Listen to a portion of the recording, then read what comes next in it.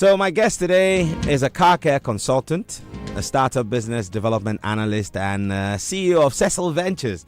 He's a product of the University of Mines and Technology in Takwa. He's an award-winning professional in automobile engineering from the City and Guilds of London Institute. Holds a bachelor's degree in marketing, certificate in administration and management from GIMPA. The man has started a business and grown it to almost a decade, seen it fall flat on its face, and picked it up by the scruff of his neck and repositioned it. And so I thought it would be nice to get a practical insight into how we can use service quality and positive customer experience to differentiate building your business or a brand. As you all know, building a successful brand or business is beyond having a good product or great pricing, because the human being today is far more complex than it used to be many years ago, and the change and the evolution is even more rapid. But lots of entrepreneurs often say that was not the intended, vocation. Right. That they started out going to school with a certain career path in mind, and then somewhere along the line they realized that they had to do things their way, become entrepreneurs, and find problems and fix them. Good. Did you start out wanting to be a car care consultant? It did start when I had to go to the regular educational system that has been set down for us through the primary to SS, then to SHS. Now, in my second year at SHS, which we call secondary, then my time. Good. I realized, I had a strong passion into automobiles. Okay. All right. And so looking at it, I realized I really want to dive deep into automobile engineering. And so I felt technical school was my best option.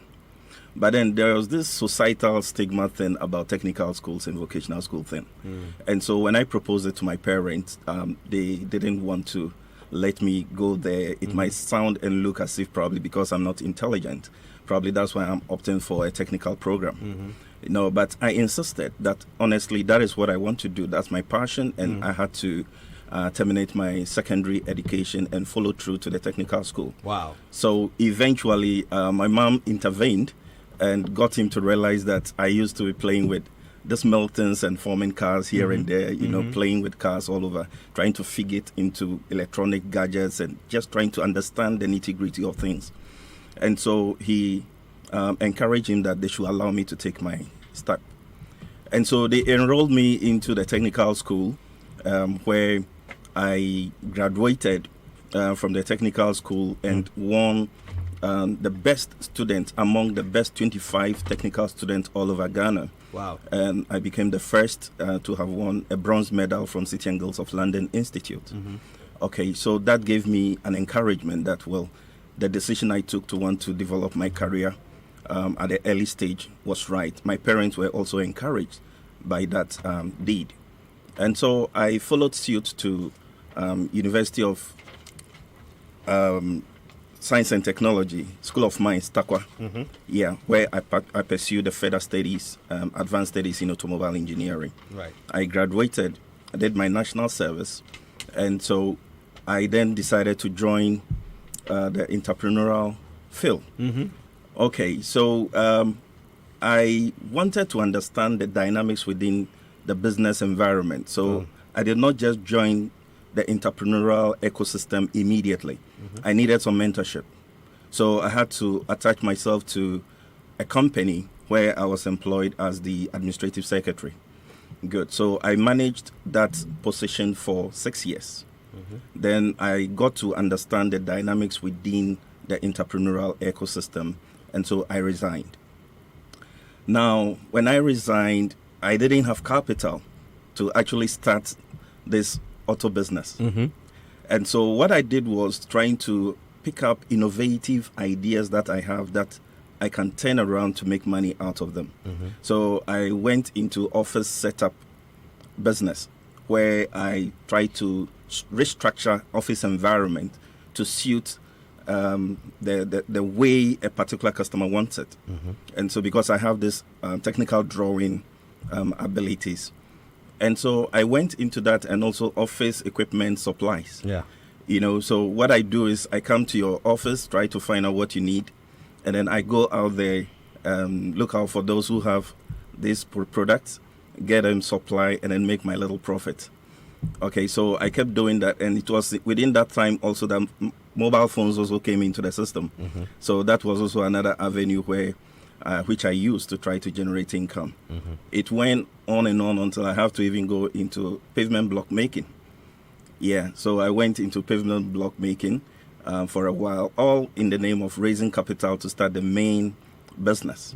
And this took me about 5 years in trying to raise funds to start the main business, which is that SESIL as you see today. Wow. Good. So after raising that amount, I then stopped with all these other petty businesses that I was doing all the way around, and then initiated with SESIL. Now, to start with SESIL also, it wasn't easy. Now, I bought my first machine that sat in my room for like 3 years whilst trying to really pile up all that I need to be able to initiate. Right. So what I did was to design a system, because I studied the environment and I realized in the automobile industry, we have 3 major maintenance schedules. That is the mechanical maintenance, the interior maintenance, and the exterior maintenance. Yeah. But in our jurisdiction, we tend to focus much on the mechanical maintenance. And so I decided to focus on the interior and exterior. Now, within the interior and exterior maintenance schedule, within our system, it's been limited to car wash. So you just take your car to the washing bay, they wash it, clean it up, and that's it. But then my research into the industry got me to realize that it's quite a deep, big industry that have a lot of potential and need to be studied and understand the various nitty-gritties within that industry to set up. But then I decided to take the challenge, even though it wasn't a popular concept detailing around 2000. And so I took up that challenge, and then I said, what can I do to differentiate myself from the other mass washing bays all over? So I said, no, I need to create a niche for myself by using the right products and following the right technologies in car detailing. And so how do I do that? It will take the middle and upper class to probably understand the concept, because it goes with a bit of cost. And so I started targeting the corporate organizations. And so I designed a system that could move from one location to the other. That becomes a mobile detailing service.